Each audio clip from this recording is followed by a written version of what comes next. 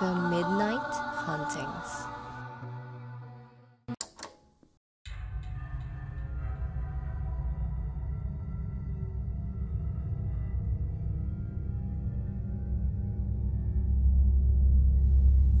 Magandang araw mga ka-midnight. Ako si Rex. Ang kwentong ito ay pinadala ng isa nating tagapakinig.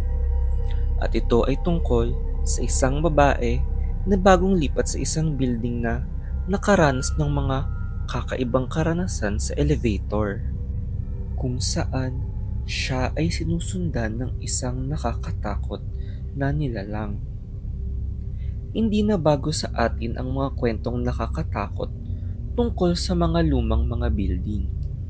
Kaya nung ako ay lumipat ng kondo, ay naisipan kong sa mas bago ang aking lilipatan.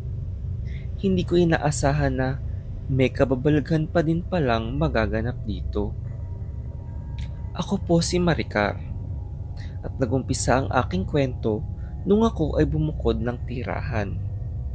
Nang makakita ako ng isang bagong kondo na nag-aalok, ay kinuha ko na agad dahil mura lang ang benta sa akin. Sa una ay laking tuwa ko pa at agad na akong naglipat ng mga gamit.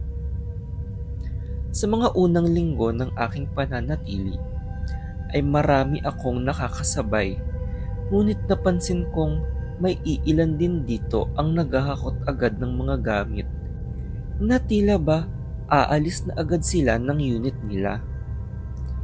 Isa sa aking mga naging kausap ay ang katabi ng aking unit na si Mang Delio. Si Mang Delio ay matanda na, ngunit lagi akong binabati nito pag nakakasalubong ko siya. Siya din ang nagkwento sa akin ng dahilan kung bakit madaming nag-aalisan. Sabi niya, dahil daw ito sa nagpapakitang kaluluwa sa elevator dito. Dun ko napansin na laging nagpapasama ang ibang mga tenant kapag nag-elevator. Isang gabi ay saktong ako lang ang nag-aabang sa elevator. Nangilabot ako nang kusang tumigil ang elevator sa 13th floor kahit hindi ko iyon pinindot. Pagbukas ng mga pinto ay napasigaw ako dahil sa kaluluwang tumatakbo papalapit sa elevator. Nagmamadali akong pindutin ang sarahan at kitang-kita ko ang paglapit ng espiritu galing sa madilim na hallway. Saktong sumara ang pinto bago ito makapasok sa loob. Nanginginig ako sa takot sa aking nakita at nagmamadaling makauwi sa aking unit. Halos hindi na ako bumaba ng building ng ilang linggo hanggat wala akong kasabay sa elevator. Naisip kong ikwento ang aking naging karanasan sa admin ng aming kondo. Ang sabi lang nila ay madami na ang nagrereklamo, ngunit wala naman daw silang magagawa. Naisip kong ikwento na lang sa ibang mga tenant ang nangyari at nagbahagi din sila ng sarili-sarili nilang mga karanasan. Ang payo lang nila ay magpasama na lang palagi. Ilang gabi ko din iniwasang maging mag-isa sa elevator, kaya medyo kumalma na ako. Tiwala ako sa aking pananampalataya, kaya mas lumalakas ang aking loob na harapin kung ano man ang magpakita. Naisip ko din na mag-search sa kasaysayan ng aming building. Napag-alaman kong habang ginagawa ito, ay may iilang trabahador ang naaksidente dito at pinagtatakpa ng mga developers ito. Ilang taong natigil ang proyekto hanggang sa maisip na ituloy ito at ibenta na lang nila ng mas mura ang mga unit dito. Isang gabi ay tinapangan ko ang aking loob nang mapansing wala na naman akong kasabay kahit halos isang oras na akong nag-aabang. Madaling araw na din kasi nun at naiwan ko sa lobby ang aking bag kaya nagpapanik na akong baka hindi maabutan ito. Kinalma ko ang aking sarili at nagdadasal habang nagiintay bumaba ang elevator. Maya-maya ay napansin kong huminto ang elevator sa tapat ulit ng 13th floor, ngunit hindi bumubukas ang pinto.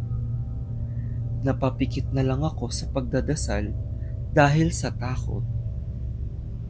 Napansin kong namamatay sindi ang mga ilaw sa loob ng elevator at may lumabas na kaluluwa sa aking likuran. Bumubulong ito sa aking likod at halos himatayin ako nang marinig ang sinasabi nito. Sinasabayan ng kaluluwang ito ang aking pagdarasal. Paglabas ko ay agad akong tumakbo sa mga guard habang nanginginig sa takot. Nagpasama ulit ako hanggang sa tapat ng aking unit dahil nangingilabot pa din ako sa nangyari sa akin. Napagdesisyonan ko na humanap na lang ng ibang lilipatan.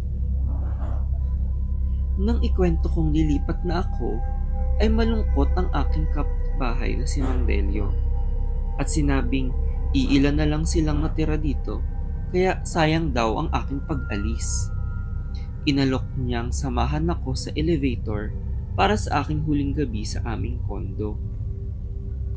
Habang pababa kami, ay napansin naming biglang huminto na naman ang elevator sa tapat ng 13th floor. Kinalma ko ang aking sarili dahil kahit paano ay may kasama naman ako at hindi nag-iisa. Paglingon ko ay halos atakihin ako sa puso sa aking nakita. Nakatitig sa akin si Mang Delio at nagbagong ano ito bilang isang kaluluwa. Mapupula ang mga mata nitong umiiyak ng dugo at puno ng mga sugat ang muka at katawan nito. Humahagulgol ito at nagsasabing tulungan ang kanyang kaluluwang nakatali sa building na ito. Nagwawala ako at humihingi ng tulong makalabas sa elevator dahil ako lang mag-isa. Bigla ding namatay ang ilaw sa loob at nagpupumilit akong buksan ang pinto ng mga elevator. Mabuti ay dumating ang mga security guard at agad akong tinulungan. Naawa sa akin ang mga gwardya at ipiniliwanag nila sa akin na marami na daw ang nakakaranas ng kababalaghan dito. Nang tanungin ko kung kilala ba nila si Mang Delio, ay nagsabi silang walang nakatira sa unit na katabi ko ilang taon na.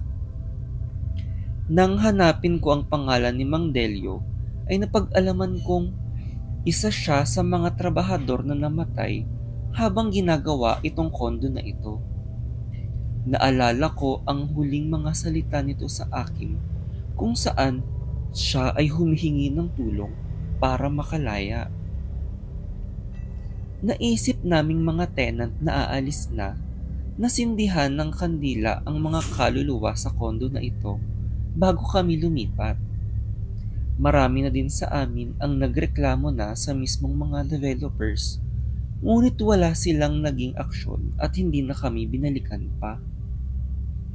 Ngayon ay hindi na ako masyadong nakikibalita sa kondo na iyon, ngunit alam kong nakatayo pa din ito. Dahil nakikita ko pa ang mga ads at posts sa mga group na nagpapaupa. Nung isang araw lang ay may nakita akong nagbebenta pa ng mga units dito.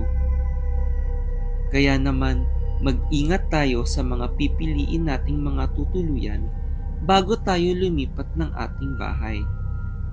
Hindi natin alam na baka may kaluluwa na palang nag-aabang sa'yo sa loob ng elevator.